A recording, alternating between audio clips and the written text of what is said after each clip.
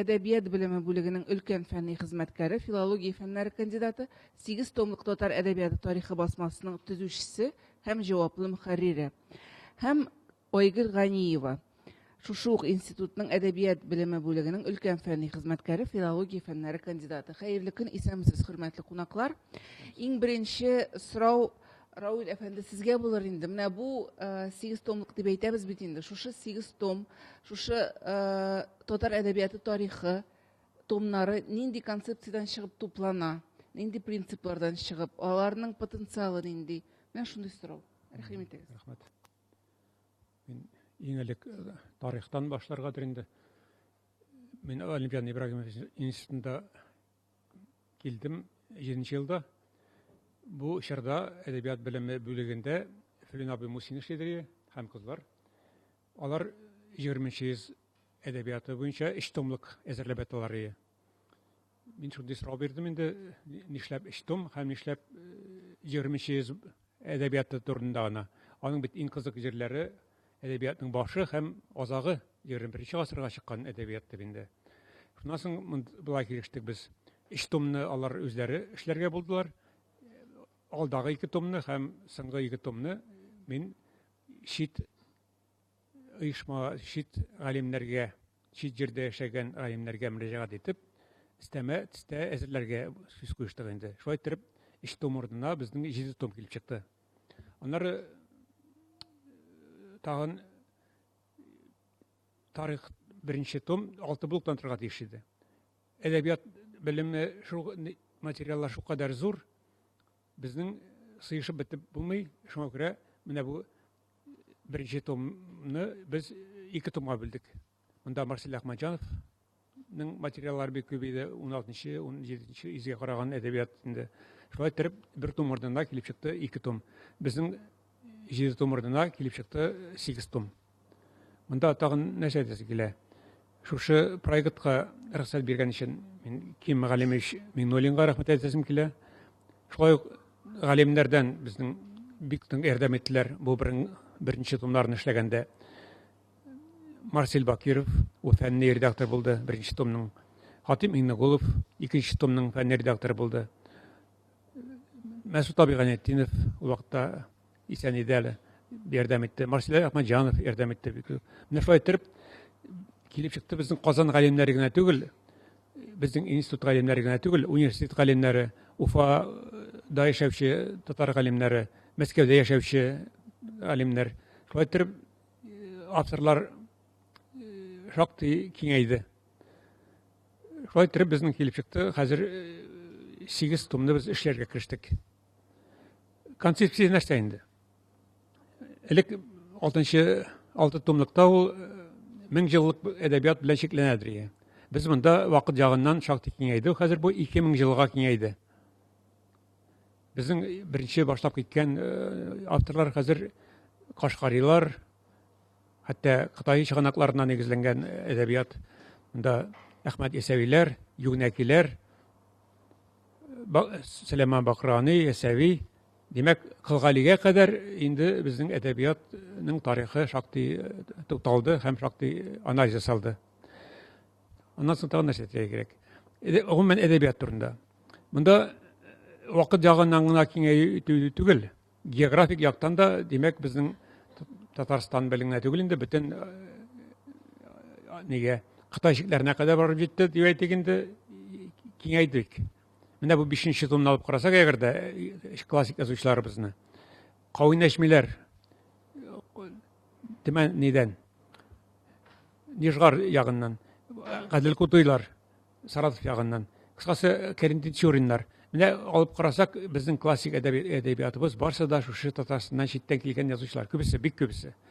Кыскасы хәзер генә ул безнең күбрәк Татарстан язучылары белән шикләнәбез без.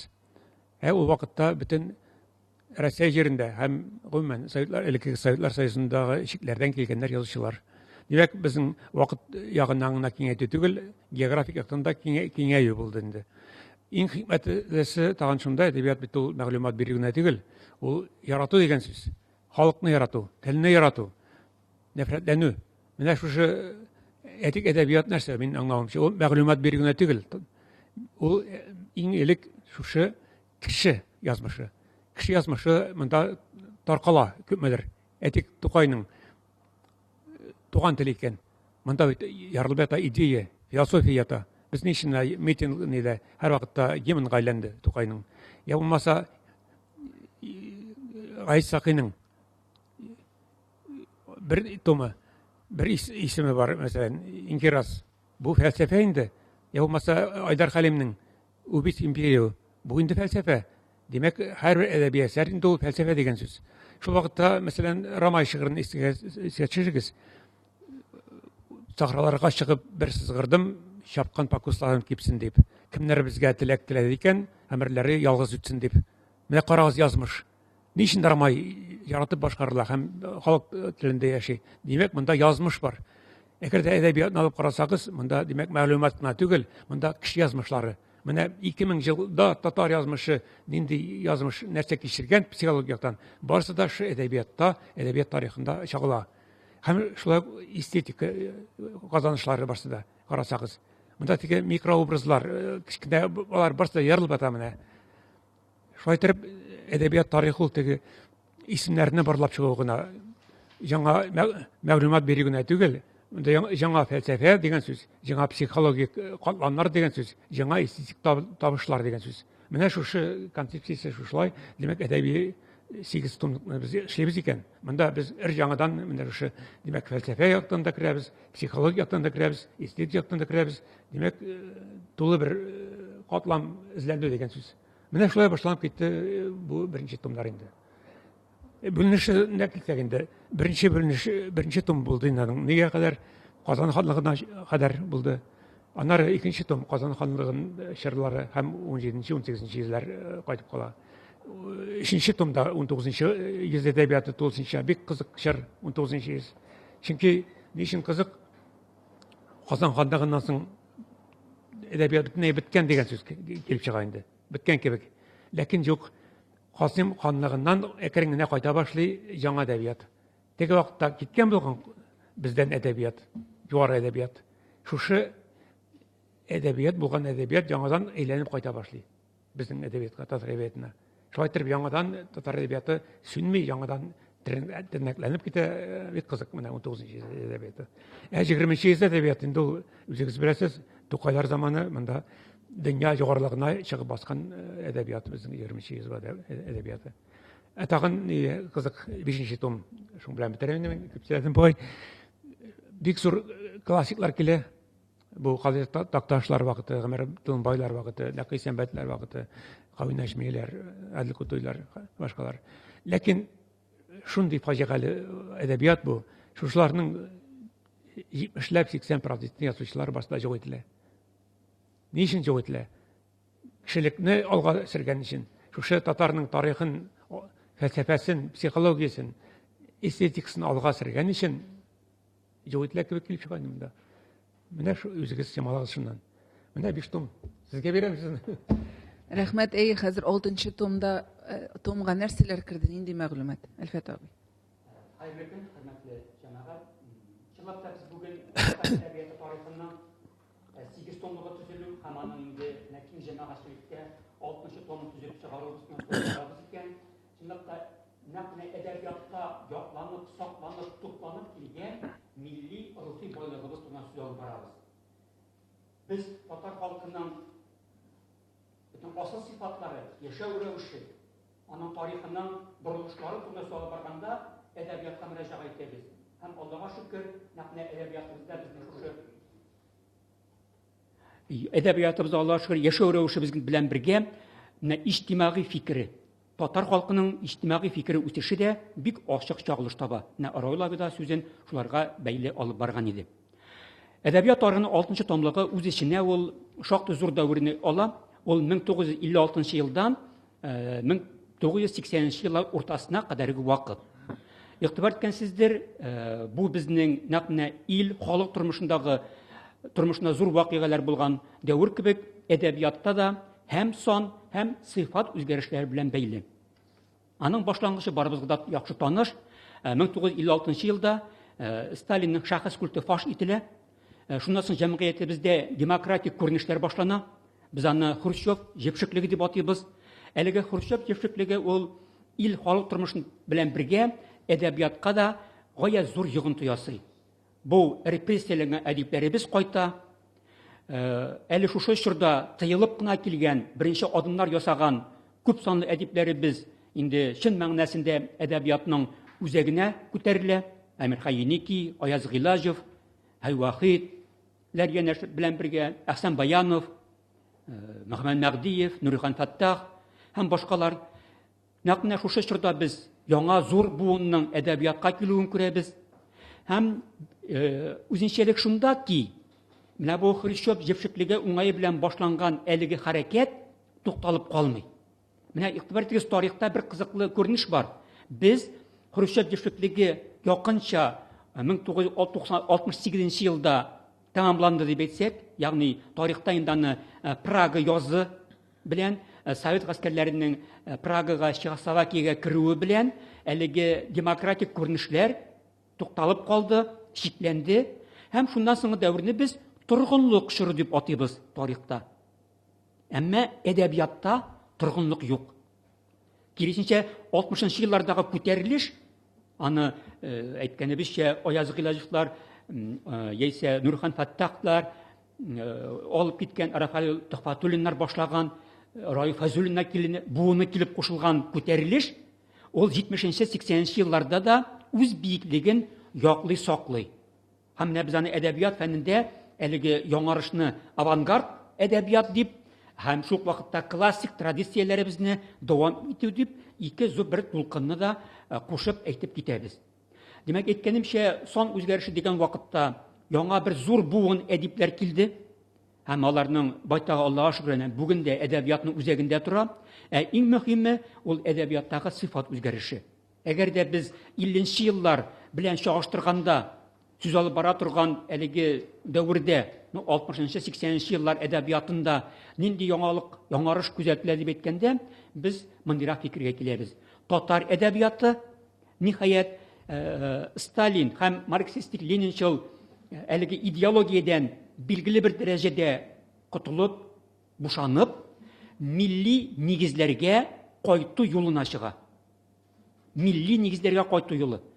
Бу исә нәкъ 20-нчы йөз башында Тукайларыбыз, Исхакиларыбыз дәврендә татар әдәбияты нинди биеклеккә күтәрелгән булса, һәм аның нигезен бит нәкъ шушы миллилек төсмере алып тора, билгели.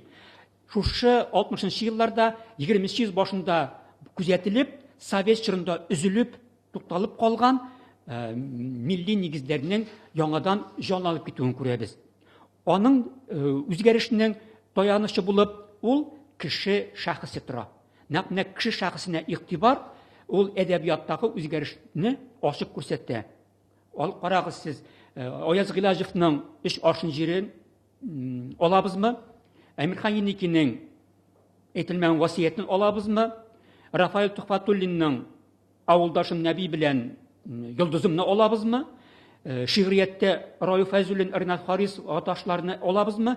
Хайвахидны драматургиядә 68-нчы елда килгән Туфан Миннуллиннарны алабызмы? Аларның әдәбиятының яңарышы, яисә сыйфат үзгәреше ул кеше шәхесенең әдәбиятта чагылышы белән бәйле иде. Бу исә үз чиратында 3 төребездә дә яңа жанрлар, яңа әдәби формалар эзләнүгә китергән дәвр дип әйтәбез. Шуңа күрә дә 6-нчы томлык, менә кулыгызга алып тагын бер кат игътибар итеп карасагыз, без инде моңа кадәрге әдәбияттан анда яңа авторларны кертүне кирәк дип таптык. Чөнки әдәбиятыбыз бай һәм хәзер инде бүгенге көн биеклегеннән торып, чын мәгънәсендә яңа методологик нигездә дип әйтәбез. Яңа фәнни нигездә без ул чорга күз ташлаганыбыз икән, моңа кадәр икенче планда бәяләнгән байтак авторларыбызның алга чыгырга тиешлеге кирәк дип табылды. Алар арасында без, мисал өчен, Хәсән Сарьян, атабыз, Саҗидә Сөләйманова, Роберт Әхмәтҗанов, шулай ук Рөстәм Мингали кебек авторларыбызга инде махсус монографик бүлекчәләр бирелде һәм алар иҗаты киң яссылыкта планда урын алды. Һәм менә хәзергә фикеремне тамамлап куйым, булай дип кенә әйтер идем. Менә безнең әлеге яңа методологик нигез дигәндә без bir яктан ул әдәбият тарихына хәзер инде чын мәгънәсендә бүгенге заман биеклегеннән, фән биеклегеннән торып бәя бирү, ул мөмкин кадәр объектив булу, яисә моңа кадәр урын алган фикерләрнегә карап, демәк, аны уңаенда, тискәресендә дип әйтимме, аларга игътибарлы булу. Моннан тыш тарихилык, ул һәрвакыт безнең таяныш булып торды. Һәм бигрәк тә нәкъ менә милли нигез, милли үзенчәлек принцип дәрәҗәсенә күтәрелеп, бәяләүдә алгы планга чыкты дип мин әйтер идем. Менә хәзер шулар белән шикләнеп торыйм. Рәхмәт. Ойгыл, сезгә бирик. Сез 6-нчы томны әзерләүдә, җентекләп әзерләүдә катнашкансыз. Һәм менә 88-нче елда чыккан әдәбият, татар әдәбияты тарихы томлыклары турында сүз барды. Алар белән чагыштырып эшләгәнсездер. Менә аермасы нәрсәдә? Алдагы 80-нче елларда чыккан 6 томлыкның 5-се Совет чорында эшләнелгән әдәбият тарихы. Аларда Совет идеологиясе белән бәяләнгән әсәрләр бәяләнә. Соңгы 2001 елда чыккан 6-нчы том, ул инде үзгәртеп корулардан соң чыккан том, һәм менә нәкъ безнең 6-нчы томыбызда, менә хәзер яңа чыкканы да безнең шул чорны 60-нчы 80-нче еллар әдәбиятын ала. Менә бу соңгы 2 томның аермасы нәрсәдә соң дигәндә, без иң беренче инде монда әйтелеп киттек күләм ягыннан. Бу күләм авторлар өстәлү белән билгеләнә, яңа авторлар кирип китте. Теге томлык белән чагыштырганда, монда инде Хәсән Сәриян җаты, Роберт Әхмәтҗанов, Рәшит Әхмәтҗановлар өстәлде. Тагын Мөхәммәд Мәгъдиевне бу томга кертик без. Аннан соң балалар әдәбиятына караган аерым иҗат портретлары чыгардык, аерым язучыларны. Һәм башка алдагы томлыклардан аермалы буларак без бу томга тагын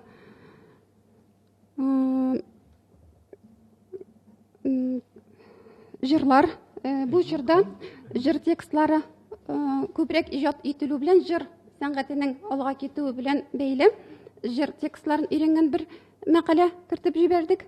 Һәм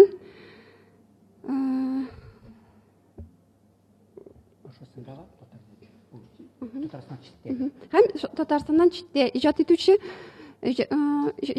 язучыларны һәм дә рус телендә иҗат итүче татар авторлар турында бер күзәтү мәкалә бирдек. Тагын нәрсә әйтәсе килә, менә бу 6-нчы узган 6-нчы 2001 елда чыккан 6-нчы томлыкта, ул томлык чыкканда безнең Аяз Гыйләҗев, Нурхан Фаттах, Әхсән Баянов, Гариф Ахунов кебек улпат язучыларыбызның әле ныклап иҗат иткән чорына туры килә, аларның иҗат иткән чоры. Һәм аларның бөтен иҗаты соңгы елларда иҗат иткән бер-бөтен итеп бирелмәгән иде. Менә бу томлыкта без аларның соңгы чор иҗатына караган, мисал өчен Гариф Ахуновның Этләр патшасы дигән әсәргә анализларында кертеп, Әхсән Баяновның Җәй белән җәй арасында, Урланган ай кебек күләмле һәм җәмгыятьнең каршылыкларын, җәмгыятьтәге проблемаларны ачып сала торган көчле әсәрләрен дә кертеп җибәреп, тулы шушы язучыларны тулы бер системалы өйрәнеп тәкъдим иттек. Тагын төп аерма безнең алга таба безнең татар әдәбият фәненең, татар әдәбиятының һәм аны өйрәнгән әдәбият фәненең дә кыйбласы тагы да ныклап ачыклана төшү белән бәйле. Чөнки без үзебезнең милли милләт буларак, үзебезнең милли үзаңыбызны һәм милли үз билгеләнүебезне саклаучы буларак аңлыйбыз әдәбиятны, һәм шул максатны куеп эшләнде шушы том. Менә мин әйтелгәннәргә тагын шуны өстәп китәсем килә. Сездә ул сорау барбы яңгырар иде. Чынлап та әлеге 6-нчы томлыкның зур җитди яңалыгы булып тора дип саныйм мин. Берсе менә Айгөл әйтә башлады инде. Ул турыда Татарстаннан читтәге татар әдәбияты. Аның авторлары Башкортстанда, Уфада яшәп иҗат итүче галимнәр, ул Илдус Хәзрәтдинов белән Альбина Халиуллина. Алар нигездә дөрес Татарстанда татар әдәбияты, дөресрәк татар мотивлары чагылышы бирделәр. Бу шактый катлаулы, четерекле сорау. Менә бүгенге көндә, мисал өчен, Башкортстанда һәм башкорт, һәм татар әдәбияты вәкилләргә икегә аерылып, ике төркем булып эшләсәләр, бүлек әдәбият дигәндә, ул элегрәк чорларда алар бер-берлектә иделәр. Шуңа күрә бу әдип ул үзен татар әдәбияты вәкиле дип саныймы, башкорт әдәбияты вәкиле дип саныймы, билгеле бер каршылыкка дип әйтәмме, яисә төгәл генә ачыклап куюга кыенлык килә иде. Шуңа нисбәтле без аны томлыкта бирдек, менә шундыйрак исем белән Татарстаннан читтә иҗат ителгән әдәбиятта татар мотивлары дип. Монда инде Мустай Кәрим иҗатында чагылыш тапкан икән, ул да керде, Наҗар Нәҗмидә чагылыш тапкан икән, яисә Әхмәт Наиф та бар икән, алар да кирип киттеләр. Икенче бер яңалык дип әйттек инде, ул менә рус телендә иҗат ителгән әдәбият. Без аны Татарстанның рус телле язучылары дигән исем белән бирдек. Бүгенге көндә дә бәхәс уяткан сорау. Татар телендәге әдәбият ул татар телендә генә булырга тиешме дигән сорауны бүген дә сез дә без дә куябыз. Әмма чор заман шундый ки, әйтик, Рөстәм Кутуй ул рус телендә иҗат иткән икән, һәм аның иҗатында татар язмышы, татар кешесе, аның күңел халәте, яисә татар яшәеше төрле планда чагылыш тапкан икән, без аны бик җиңел генә читкә тибәрә алмыйбыз дип саныйм мин. Шуңа күрә без бу томлыкта нәкъ менә рус телендә иҗат ителгән әдәбиятта ошо татар яшәеше чагылыш тапкан икән, аны да укучыларыбызга тәкъдим итү, үзебезнең мөнәсәбәтебезне, карашыбызны фәнни биеклектән дип әйтим инде, бәя бирүне кирәк дип таптык. Һәм инде менә бу сез әйткән бәхәскә дә нокта куелгандыр, чөнки әгәр дә фәнни хезмәткә кергән икән, рус телендә иҗат итүче татар язучылары бар дип, һәм алар татар язучылар дип. Димәк, без монда бу бәхәскә нокта куябыз. Рус телендә иҗат итсәләр дә, алар татар язучылары дип таныйбыз, шулаймы? Бәхәскә нокта куелып бетмәгәндер дип саныйм әле мин. Ник дигәндә, менә барыбер бүгенге көндә җәмгыятьтә дип әйтим, яисә әдипләр арасында да шундыйрак фикер өстенлек итә. Барыбер безнең күңелебездә татар телендәге әдәбият ул үз телендә, милли телдә иҗат ителергә тиеш. Бу өстенлекле таяныч нокта булып тора. Шул вакытта кабатлап әйтик без, чор заман үзгәреше һәм бүгенге көндә инде татар халкының хәзер 80% шәһәрдә яши икән, табигатьтән биргән сәләт буенча ул әдәби иҗатка килгән икән, аның зур өлеше русча яза. Без аларны үзебездән читкә җибәрә алмыйбыз дип саныйм мин. Без аларның иҗатын барыбер өйрәнергә тиеш. Үзебезнең әлеге милли телле, татар телле әдәби хәрәкәткә, барышка, процесска алар да кушылып китә дип саныйм мин. Әйткәнемчә, менә бу бәхәскә нокта кую заман куярга тиеш буладыр инде. Әйе. Дәвам итәрәләр. Монда язучының үзен кайсы милләт вәкиле итеп хис итүе тора инде, төп фактор булып. Рәхмәт, хөрмәтле журналистлар, әгәр дә сорауларыгыз булса, рәхим итегез. Мин исегезгә төшерим, безне онлайннан караучы журналистлар безгә WhatsApp аша сорау юллый ала. 892 70 37 91 10. 892 70 37 91 10. Шушы номерга сездән сораулар көтәбез. Онлайннан караучы журналистларга мөрәҗәгать итәм. Сезнең сорауларыгыз булса, рәхим итегез. Гөлүсә.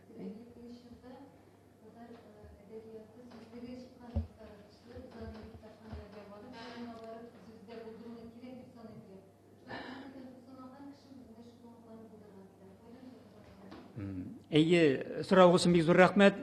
Бераз гына авырткан нокта булып тора бу чынлап та. Мин әйтеп китәргә тиешмен, әлеге китапның эшләнүе һәм басылып чыгуы ул Татарстан министрлар кабинеты заказы, аның күрсәтмәсе буенча эшләнә. Һәм ул туган татар телен һәм туган телләрне үстерүгә бәйле законны тормышка ашыру программасы кысаларында тормышка ашырыла. Шуңа нисбәтле әлеге китапны сатуга чыгарырга ярамый. Без аны китапханәләргә һәм мәктәпләргә җибәрдек. Һәм моңа кадәрге томнары да шулай җибәрелде. Әмма әлеге сорау ул, менә сез биргән сорау ул бүгенге көндә җәмәгатьчелек тарафыннан күтәрелде. Шуңа күрә безнең институтта бүгенге көндә әлеге томлыкларның инде булары басылып бетү бары белән бергә нәкъ менә сатуга чыгаруны күздә тотып, икенче басмасын дип әйтимме, чыгару турында китап нәшрияты белән сүз алып барыла, дөресрәге килешү төзелеп барыла. Бу бер ягы сорауга җавап бирүдә бирәм шулай дип әлегә һәм тагын менә өстәп шуны да әйтәсем килә. Без инде сүз алып барабыз, әлеге татар әдәбият тарихы ул 8 томдан татар телендә дөнья күрә, ләкин бүгенге заман шундый ки, инде җәмәгатьчелек аның татар әдәбияты белән рус телендә дә тарихы белән танышу теләген белдерә. Шул нисбәтле без әлеге томлыкларыбызны рус телендә дә бастырып чыгару мәсьәләсен планга кертүне алга куябыз. Һәрхәлдә бу турыда инде билгеле бер эзләнүләр дип әйтимме, алып барыла. Рәхмәт. Тагын сорауларыгыз.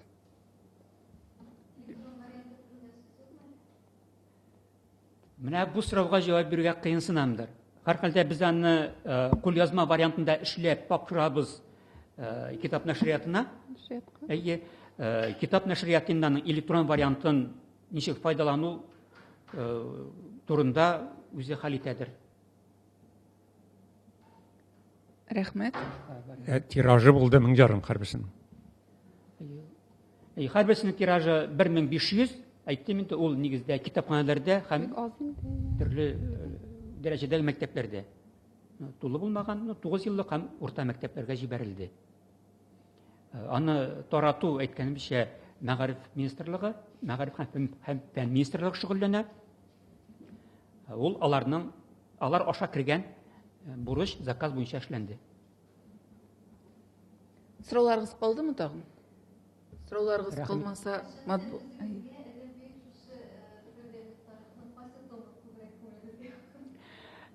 Минемчә, һәрберебез дә фикерләрен әйтер дип уйлыйм. Шәхсән минем үземә билгеле инде әлеге 6-нчы том. Гомумән алганда, минем кайдадыр әйткәнем дә бар кебек, әдәбият тарихыбызны мине бу очракта профессор Риза Ганиева сүзләренә таянып, аңа күңелем инанганга күрә, 3 күтәрелеш, яңарыш дәверен билгеләп үтә ул. Берсе аның булса, Болгар чорыннан алып Казан ханлыгына кадәрге дәвер булса, чынлап та әдәбиятыбыз, урта гасырлар әдәбияты бик югары күтәрелеп биеклектә булган, танысыз дип уйлыйм мин. Шул Кыйса Юсуфмы ул, Сөхайр вә Гөлдерсем Мәсәев сарайының, Кутыпның Кысра вә Ширинеме, яисә Мөхәммәдияр поэмаларымы, аларның сәнгати дәрәҗәсе, художество дәрәҗәсе бик югары. Икенче күтәрелеш, яңарыш дәвре, ул 20 йөз башы. Ул безнең 4-нче томда. Һәм менә 3-нчесе дип Риза Ганиева әйтә, ул ди шушы 80-нче еллар ахыры 90-нчы еллар башында башланган дәвр, инде бүгендә дәвам итә дигән өметтә мин.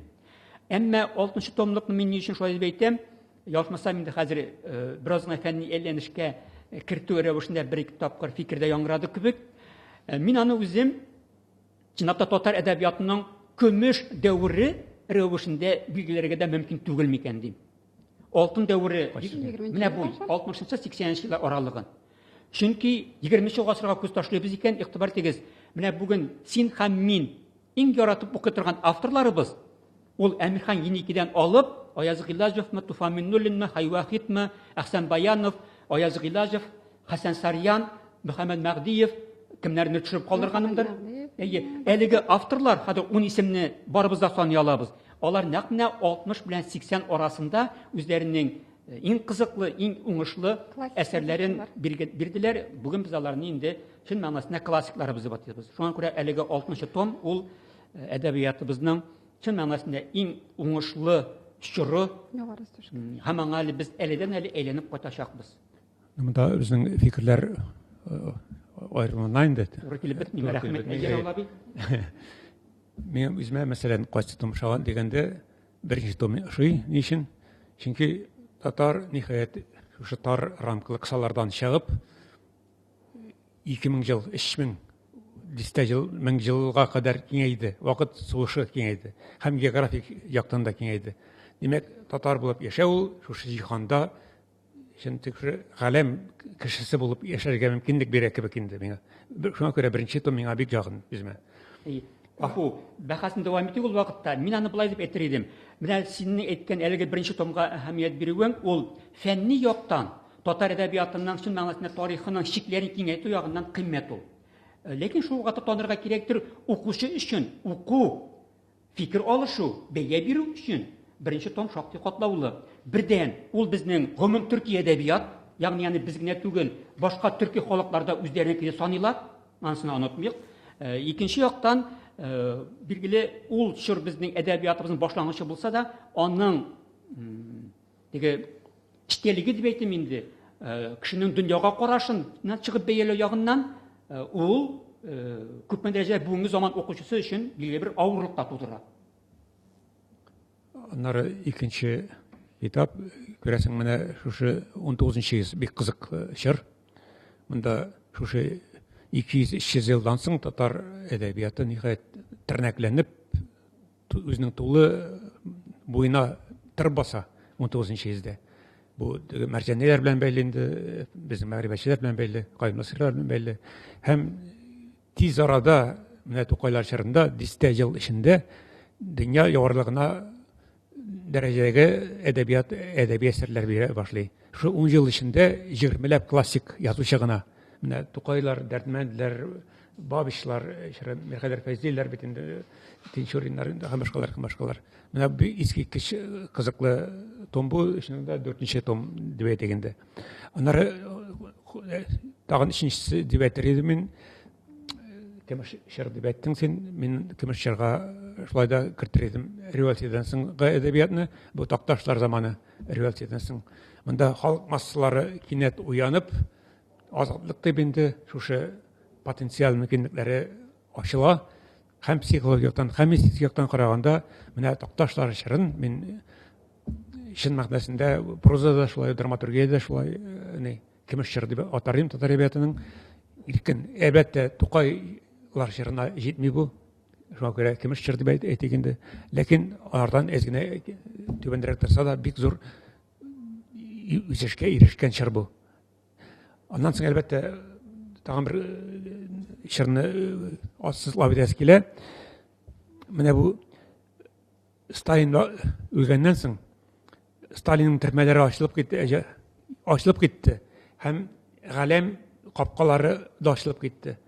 Шушы бер 10 ел эчендә фәнни техник революция дип тәҗрибәләгән. Это НТР беләсездер. Димәк, чынлап бу революция чоры вакыты. Без аны революция дип ничектер йөртмибез. Ләкин татарлар өчен рухи азатлыкка ирешү революциясе чын мәгънәсендә. Шушы 60-70 елларда алынган азатлык, революция шаукымы, потенциал мөмкинлекләр әлегә кадәр яшәвен дәвам итә. Менә әрдә без әйттегәндә Равил Фәйзуллиннар буына дип әйтәбез бит инде. Әлегә кадәр шушы буынның потенциал мөмкинлекләре әлегә кадәр яши. Әле аларны алмаштырган бүгенге көндә дә андый зур потенциал мөмкинлекләр юк. Әлегә кадәр. Димәк, бу чордан соң әдәбиятыбыз әкрен түбәнәя дип уйлыйм, бүгенге көндә үсешкә бармый, кирсенчә түбәнәягә бара. Димәк, бу чорында фәнни техник революция тудырган бер мөгъҗиза дип карарга кирәк. Монсын икенче бер күтәрелеш. Раулар сүзенә там кушылып китем инде, бәхәс улата дәвам итсен. Ике генә әйбергә игътибарын җәлеп итәсем килә. Раулабый, чынлап та менә төзүче буларак, игътибар итсәгез, һәр бер чордан үзенчәлекле бер фикерне алып әйтте. Рәхмәт. Дөресрәге татар әдәбият тарихының һәр бер чоры кызыклы. Әгәр дә инде һәр берсеннән без аның һәм сан һәм сыйфат үзгәрешен күрә таба алабыз. Киң планда караганда, гади укучы буларак, мин үзем китап укучы буларак кайсы чорны яратам, кемнәрне яратам дигәндә җавап бирдем инде. Икенчесе, мин уйланыр идем, менә хәзерге әдәбиятка без ничек бәя бирәбез дигәндә, 60-80 еллар әдәбияты әйткәнчә билгеле бер биеклек булса да, хәзерге әдәбиятны мине түмтеге төшүгә таба дип әйтмәс идем. Дөресрәге әдәбият башка яссылыктагы эзләнүләр юлына чыкты дип әйтү дөресрәктер. Чөнки Аяз абыйларны, Әмирхан Еникиләрне, Әхсән баяннарны укыган укучы булган кебек, бүгенге чорда да кимдер Нәбира Гыймаддинованың әлеге үзенчәлекле мифлар беләнме, магия беләнме бәйле әсәрләрен ябырылып укый икән, демәк ул башка яссылыкта, башка төрле эзләнүләр дип әйтә алабыз. Зөлфәт Хаким бүген драматург буларакмы, прозаик буларакмы укыла икән, аның үз укучысы бар. Менә бу яктан караганда, әйткәнемчә, билгеле әдәбиятны инде минедер нигә бүлү, баскычка бүлүдә билгеле бер кыенлык та, каршылык та барлык икәнен тоясыз дип уйлыйм. Бу уңайдан тагын бер сүзне әйтәм инде. Безнең монда исеме яңгырамады Миргазиян Юнус дигән язучының. Нәрсәсе кызыклы, уникаль күренеш. Мәсәлән, Миргазиян Юнусны мин гомумән 21 гасыр язучысы дип карыйм. Ни өчен? Чөнки ул 20 елда язды, 60 елларда аның демәк шәндәлләрдә утлар янан беләсез инде безнең яңгиләр астында иде. Әлбәттә ул классик дәрәҗәгә ирешкән әсәрләр. Шушы үз чоры өчен классик язучы булды. Ләкин тагын бер сугышы киңәйеп ачылып китте. Миргазиян абыйның перестройка вакытында ул публицистика яза башлады. Һәм шәхесе аның шулкадәр зур, ул дөнья югарылыгында торган шәхес, һәм шушы публицистикада тиз генә арада 10 ел эчендә, 20 ел эчендә классик публицистика безгә бирде татар әдәбиятына. Һәрбер укучысына дип әйтик. Шушы үзе генә биреп калмады ул, безгә җул күрсәтеп кенә калмады. Тулы бер плеяда үстереп чыгарды. Мәсәлән, Миргазиян Юнустан соң Фән Заман Баттал классик язучы. Айдар Хәлим, Фәвзия Бәйрамова. Менә булар инде язучы буларак кына түгел, демәк, публицистика өлкәсендә дә инде бик зур уңышка ирешкән язучылар. Булар демәк язучы буларак бер дәрәҗәгә ирешсәләр, публицистика өлкәсендә булар дөнья югарылыгында торган чын мәгънәсендә зур язучылар. Шушы аларның шәхесләре, аларның әдип буларак тоткан урыннарын без онытырга тиеш түгелбез. Менә ул вакытта бик кыскана тагын өстәмә кертим. Миргазиян абый Юнус исеме иҗаты һичсез яңгырарга тиеш. Һәр аудиториядә бәхәссез иң уңышлы, иң көчле авторларыбызның берсе, аның шәхси осталыгы алдында һәрвакыт баш иргә тиешбез. Беләсезме, тагын бер мин әйтмәгән бер үзенчәлеккә игътибар итәргә кирәк икән. Менә бу 60-80 еллар аралыгында, карагыз сез, рус әдәбиятында диссидентлар пайда булды. Һәм алар власть белән, система белән килешә алмыйча, я алар теге сам издат белән әсәрләрен чыгарып, кабат алар чит илгә китәргә мәҗбүр булдылар. Татар әдәбиятында чит илгә китүчеләр юк. Татар әдипләренең чөнки чит илгә китеп, кашып яшәр мөмкинлекләре юк иде. Шуңа китә алмадылар алар. Шулай дип әйтим инде. Әмма безнең әдәбиятка бер үзенчәлекле күренеш килеп керде. Ул изоп теле. Читләтеп әйтү, читләтеп кенә системаны тәнкыйтьләү. Менә Миргазиян абыйның бөтен иҗатында мин кайберләрендә ул мөмкин кадәр турыдан-турыда әйтергә тырышса, карагыз, биектә калу, шәмдәләрдә генә утлар януны романын карагыз. Байтак хикәяләрендә, повестларында ул шушы читләтеп әйтеп изоп теле аша татарның язмышын өчен әрнүен дә һәм аны ил, башка дөнья халыклары әдәбиятындагы, яисә халыклары урынын билгеләү омтылышы да әйтергә теләде. Изоп теле бик күпләргә үтеп керде. Рабит Батулламы, Шулу Файзуллинмы, башкалармы? Изоп теле дигәннән бер нигенә әйтеп китәсе килә. Фикер менә әдәбият тарихы ул илдә иҗтимагый сәяси вазгыять үзгәрү белән генә бәйле яңартылып торырга тиеш түгел. Әдәбият тарихы ул яңартылу, без үзгәрәбез, тарихы үзгәрә һәм әдәбият фәне үзе дә үсә. Һәм безнең алдагы әдәбиятны, алдагы әсәрләрне бәяләү безнең бүгенге көн нуктасыннан чыгып билгеләнә. Мисал өчен, Батулла дигәч, менә бүгенге көндә алдагы томга Батулланың иҗат портретін белән шөгыльләнәбез һәм аның мисалга китерәсе килә менә Акбүре әкиятен. Ул Акбүре әкияте буларак билгеләнгән әкият булып, һәм аңа инде исегезгә төшерсәгез, Абдулла Алиш премиясе да бирелә. Ул аны 72-87 елларда яза эшли һәм 87 елда үзгәртә, тулыландырып бастыра. Һәм менә шушы әсәр әкият дип бәяләнгәндә шул килеш калган. Менә бүген көннән без аны башка яслыктан Изоп теле дигәннән билгелибез. Ул менә Фәрд Хатыйпов һәм Яз Гыйләчевләр аны реаль әкият дип жанрын билгелиләр. Һәм чыннан да әлеге әсәр ул реалистик әсәр. Ул татарның 20-нче йөз башыннан алып 60-нчы елларга кадәр барган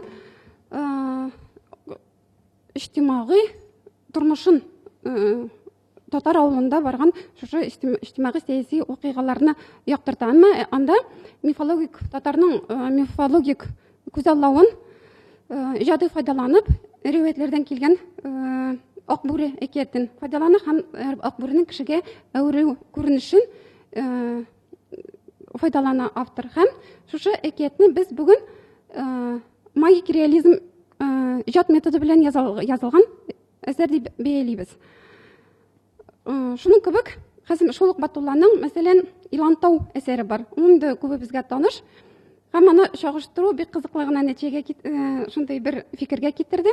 Һәм менә бүген без яратып карый торган үсмерләр, яшь буын, яшьләр карый торган фэнтези дигән жанр бар. Ул кинематографиядә да алга киткән жанр. Әлеге жанр 20-нче йөз уртасында барлыкка килә. Джон Толкин дигән язучының «Властелин колец», «Балдаклар хуҗасы» дигән әсәре белән бәйле. Һәм менә Илантау әсәрен чагыштыру фэнтези ул әкият белән фантастиканың кушылу тармагы. Шундый жанр, яңа жанр.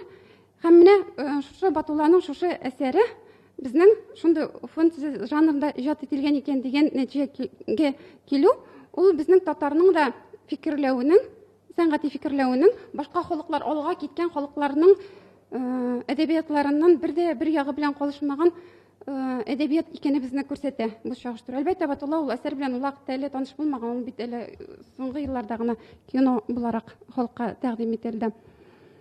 Һәм шулай ук менә шушы бер күңелне әчеттерә торган безнең бер гомумән бер нәрсәне әйтеп китәсе килә. Безнең менә шушы әкиятләрне, шушы Батулла әкиятен, монда башка язучыларны да күзәтеп әйтәм, балаларга мультфильм рәвешендә, әкият рәвешендә тәкъдим итү булсын иде. Аларда милли аң тәрбияләүдә дә алар, һәм менә тарихи хәтерне саклау буенча да үзебезнең балаларга һәм үзебезгә генә түгел, башка халыкларга тәкъдим итү өчен менә дигән сюжетлар әзер. Безнең балалар башка чит ил баланы тәрбияли торган түгел, киресенчә боза торган әкиятләр, мультфильмнар каратабыз без балаларга. Рәхмәт, менә бер сорау килеп иреште безгә онлайн. Ни өчен татар әдәбияты тарихы томнарында искәрмәләр, аңлатма комментарийлар, ярдәмче күрсәткечләр юк диярлек? Фәнни аппарат җитми. Бу җәһәттән элекке 6 томлык күпкә яхшырак дип яза бер хезмәткәребез. Кайсы басмадан икән әйтелмәгән, ләкин менә шундый сорау. Кем җавап бирә? Әлфәт абый. Белмим, шул 6-нчы моңа кадәр чыккан 6 томлыкта минем хәтеремдә шулай калган искәрмәләр бар иде. Дөрес бар иде шунда. Әйеме? Мин хәтерләмим. Искәрмәләр. Ну, бу очрактан сәбәпкә җавап бирәм. Искәрмәләр сынапта югалар. Ну, бәлки бу очракта күрсәтелеп бара, чыганаклар. Чыганаклар күрсәтелеп бара иннан. Бәлки бу очракта менә сорау бирүче авторыбыз ул теге исәбе исемнәр, ниндидер даталар, ниндидер башка мәгълүматлар килеп керә бит инде. Бирәктә ул әйтик, урта гасырлар әдәбиятына 19-нчы 20-нчы йөз башына карагандыр инде. Мисал өчен әйтик, Әл-Гасри Җәдид килеп керде бу исем. Без аны шунда мәкаләсе, яисә хикәясе басылып чыккан язып киткәнебездер.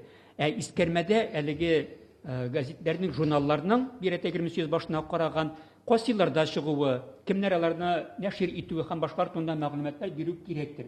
Күрәсең, шул сүз шул турыда барадыр. Кызганыч, менә бу әйбер безнең сынапта томлыкларда урын алмаган. Күрәсең, аны эшләү ул башка текстологик эшне дә әле алга куюны, яисә текстологлар белән дә бергәләп эшләүне таләп иткәнгә күрәдер инде. Исем күрсәткечләре бар. Исем күрсәткечләре бар анысы, ләкин сүз барамында искәрмәләр бирү. Чынлап та әлеге төшенчәләргә, анда төшенчәләр байтак бит инде алар. Томның күләмен чыклайганнар. Анысы менә икенче әйбер әйе. Томлыкның күләмендә һичшиксез тагын әйе. Ну, бу сорау игътибарга лаек сорау биргән кешегә һичшиксез рәхмәт. Рәхмәт. 7нче томны кайчан көтәбез? Алла берсә безнең менә нәкъ бүгенге көндә 7нче томлык буенча эшебез бара. Без аны инде декабрь аеннан да калмыйча чыгарырга дип сүз бирдек. Шуннан үзегез шамалагыз әйе. Декабрь аенда Алла берсә басылып чыгыр дип уйлыйбыз.